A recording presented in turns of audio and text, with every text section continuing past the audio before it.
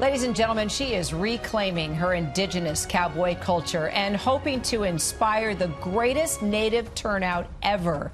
You see, in Dene, or Navajo culture, the horse symbolizes family, strength, and resilience. And in many native communities, horseback trail rides are used to draw attention to crucial issues among their people. And for 34-year-old Allie Redhorse Young, she is now organizing one of the most important rides of her life. She started the Ride to the Polls campaign in 2020 to register new voters in person and online. Now her group's voter registration events will culminate with 100 indigenous voters riding horseback to the polling stations in Arizona this election today. And today, Allie is not just making her ride for her ancestors and her ancestral history, but for American history. Allie Redhorse Young, founder and director of Protect the Sacred, joins me now. And yes, that's right, she is on her horse. Allie, it is so good to see you. All right, tell me the name of your horse and what kind of horse. You've got to give me the details here. Yes, her name is Lady Night, and she's a mare.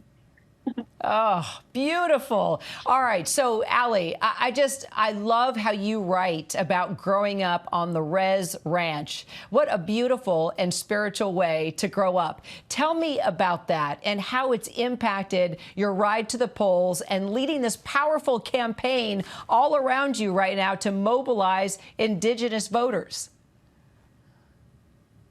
Yeah, I've been riding horses since I was very young, like 3 years old, and I've always been taught that we carry through the horses when we're mounted on the horse, carry this horse medicine. It comes into our spirit and it recenters us and brings us back to a spiritual balance. And that is what I want our people to do here in the Navajo Nation, is to be centered, to be grounded, and to carry this medicine to the polling location, because we're making an important decision, and we need to be able to really be grounded in our culture and reminded of what we're fighting for. Well, if there's anyone that's grounded in her culture, it is you. And it's really incredible what you've put together here, Allie. Tell me what you've been hearing from people that you have met along the way, not just, within the past weeks, trying to get everybody, out there to vote, but just today, and along your trail ride. We're fighting to protect our tribal sovereignty, to defend our tribal sovereignty. And that's what I've been hearing along the way in this 2024 presidential election. Tribal sovereignty is at stake in this election.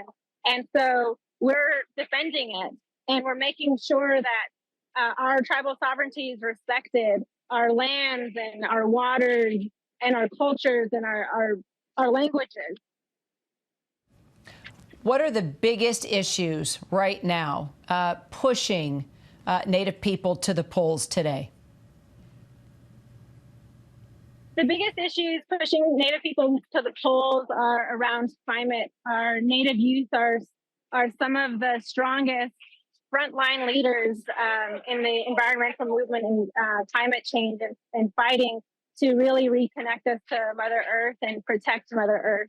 And also, like I said, our tribal sovereignty, where we have this special nation-to-nation relationship with the federal government, and we're here to say that we're going to demand that our leaders in these elected offices are living up to these treaty obligations, and they're meeting our demands.